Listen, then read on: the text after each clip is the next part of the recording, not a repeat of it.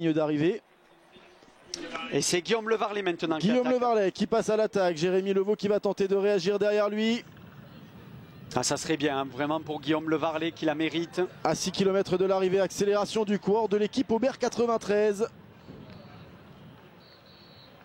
S'il prend vraiment tous les risques dans ce virage et que ça passe, ça peut faire l'écart. C'est Tim De Clercq hein, qui prend le virage en deuxième position.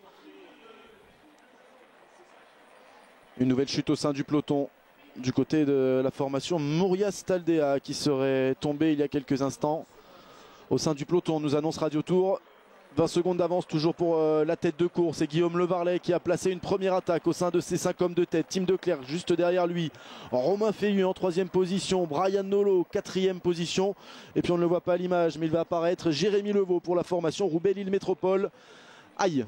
On l'attendait, hein, évidemment à ce que ça se complique Stéphane avec ces conditions météo très difficiles. Et bien ça n'a pas manqué avec cette chute. Stéphane Rossetto qui a été pris dans la chute visiblement, lui qui était déjà tombé hein, sur et Brian Nolot maintenant qui compte. Brian Nolot ouais, sur la droite de la route.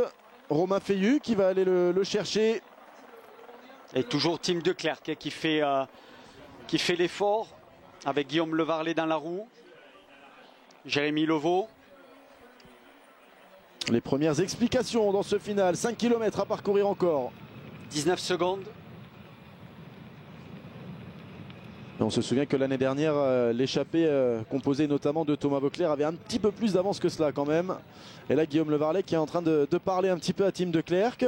Ah, ça se regarde beaucoup ouais. hein, au sein de cette échappée. Brian Nolot qui se retourne également. Tout le monde regarde Tim De Clercq. Hein. C'est lui qui a montré qu'il était le plus fort au sein de cette échappée. Donc tout le monde lui laisse faire le travail. Là, ça se regarde beaucoup. L'écart va se réduire. C'est toujours la formation d'Arnaud Desmar qui travaille en tête de peloton.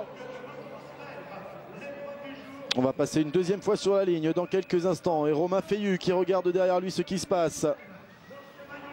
Et il restera 3 km 900. L'ancien porteur du maillot jaune sur le Tour de France, Romain Feillu, qui va tenter d'accélérer encore. Mais là, c'est Guillaume Le Varlet qui en replace une. C'est la deuxième. Il avait été le premier à attaquer. Regardez, derrière lui, on a du mal à réagir. Le peloton juste derrière. On le voit, ce peloton. Et Guillaume Le Varlet qui accélère. Elle est belle, cette attaque. Elle était vraiment tranchante. Personne ne pouvait prendre sa roue. Elle ressemble un petit peu à celle d'Armindo Fonseca l'année dernière qui s'était imposé, mais c'était dans le dernier tour. Là, il en reste encore un à parcourir. Et c'est Guillaume Le Varlet de Clercq qui fait l'effort. Il s'était parlé, hein. Il avait regardé, qu'est-ce que tu veux faire, qu'est-ce que tu ne fais pas. Et du côté de la formation, Alexandre Blin qui attaque. Pour l'équipe Marseille 13 KTM, Guillaume Le Varlet à l'avant désormais.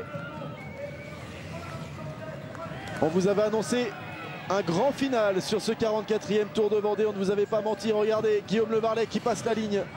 Seul en tête, 4 hommes derrière lui. Alexandre Blin certainement qui va passer désormais le dossard 48 de Romain Campistrous, le stagiaire de cette formation AG2R La Mondiale, qui prend ses responsabilités, qui se montre lui aussi. Oui, parce que malheureusement Samuel Dumoulin a été victime de la chute. Donc pour la formation AG2R, maintenant la tactique est d'attaquer sur ce circuit. Et Nasser Bohani qui n'a pas encore réintégré le peloton, il passe là dans les voitures. Donc attention, c'est peut-être le tournant de la Coupe de France. Oui, Nasser Bohani qui était en retrait, qui n'était pas avec l'équipe FDJ à l'avant du peloton. Parce que Baptiste Blancart, si lui, il faudrait qu'il rentre dans les 5 premiers.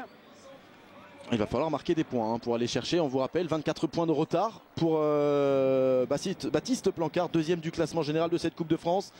Mais ça commence à sentir très très bon pour Guillaume Le Varlet. Regardez, Guillaume Le Varlet toujours seul en tête. C'est costaud ce qu'il est en train de faire, Guillaume Le Varlet, il la mériterait. S'il y a bien un garçon dans le peloton qui mérite de gagner une course, c'est bien Guillaume Le Varlet. Entièrement d'accord avec vous Stéphane. Guillaume Le Varlet seul en tête, on vous l'avait annoncé tout à l'heure à la prise d'antenne.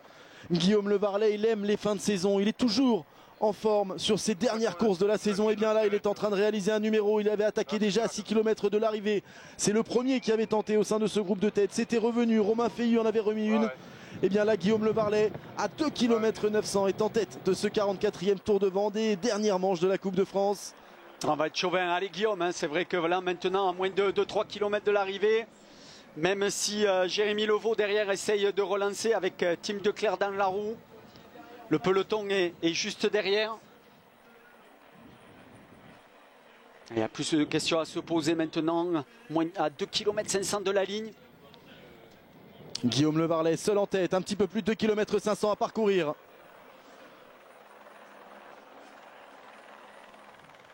Il avait déjà fait un très très bon tour du Gévaudan, Guillaume Le Varlet. Il avait pris une 6e place à Mende, 11e du classement général de ce tour du Gévaudan. 17e au Tour du Doubs également, en manche de Coupe de France. Et regardez, il est revenu. C'est bien Romain Campistrou, Stéphane. C'est Campistrou qui est revenu, Campistrou, stagiaire avec cette formation AG2R la mondiale. Il est là, Romain Campistrou. Il avait participé déjà le 2 octobre, il y a quelques jours, au Tour du Piémont. Profiter de la caméra. Et c'est Campistrou maintenant qui roule pour cette formation AG2R la mondiale, Romain Campistrou. Et regardez, Tim de Klerk, non, je peux pas y aller. Il lui demande, Romain Campistrou, vas-y, parce que derrière ça va rentrer avec le peloton, 1 km 800 de la ligne. Et Romain Campistrou qui s'est retourné, qui a demandé à Tim de Klerk de prendre ses responsabilités, mais il ne peut plus. Le Belge, il a beaucoup donné. C'est jouable pour Guillaume Le Varlet. Hein. Ah, il va falloir tout donner maintenant. C'est un grand numéro qu'il attend, Guillaume Le Varlet, mais s'il arrivait à le faire... Elle est terrible, cette dernière ligne droite, ça monte de l'ordre de 3%, même si le vent est favorable pour Guillaume Le Varlet. Mais derrière, on a vu, hein, ça c'est de bon augure pour Guillaume Le Varlet. On a vu vraiment un Tim de Klerk secouer la tête, il ne pouvait rien. Hein.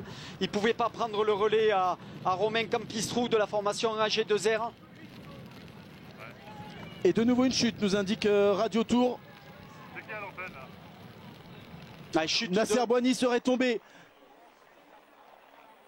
Ainsi qu'un coureur de l'équipe Cararoural, nous annonce Radio Tour. Nasser Boigny et un de ses équipiers seraient tombés. On va mettre la formation au conditionnel. Alors là, la malchance continuerait pour Nasser Boigny. Mais on va rester sur Guillaume Le Varlet. Regardez, Guillaume Le Varlet qui va passer sous la flamme rouge. Il va le faire peut-être, Guillaume Le Varlet. Malheureusement, hein, vraiment, on nous annonce, Radio Tour nous annonce que Nasser Boigny aurait été encore victime d'une chute. Ah, la Coupe de France serait peut-être en train de se jouer, mais en tout cas, Guillaume Le Varlet, alors que derrière, j'ai l'impression que c'est Romain Campistrou qui est en train de revenir sur Guillaume Le Varlet. Le peloton qui revient très fort. Allez, Guillaume Le Varlet, ça va être le dernier virage et puis la dernière ligne droite. C'est un coureur de Wanty Groupe Gobert qui est en train de revenir vraiment très très fort. Hein. Est-ce que c'est Marco Marcato qui est en train de revenir maintenant? Et regardez la formation Bretagne Séché Environnement qui emmène maintenant. Ça va se jouer au sprint. Guillaume Le Varlet repris. Ah, vraiment, c'est dommage hein, si ça ne marche pas pour Guillaume Le Varlet parce que c'est vrai que la caméra écrase les écarts et le peloton est encore assez loin. Marius Minard qui est là pour la formation Wanty Groupe Gobert avec ses chaussures vertes. Ce serait Marius Minard. Oui, c'est Minard maintenant. Minard qui va faire l'effort, qui va laisser Guillaume Le Varlet sur place. Où est le peloton? À moins que ce soit Marco Marcato, vainqueur ici en 2011. Ce coureur de l'équipe Wanty Groupe Gobert qui a laissé Guillaume Le Varlet seul. Et le peloton qui va revenir très fort. Regardez avec la formation Cofidis. Et victoire pour la formation Cofidis. Ce n'est pas Nasser Boigny qui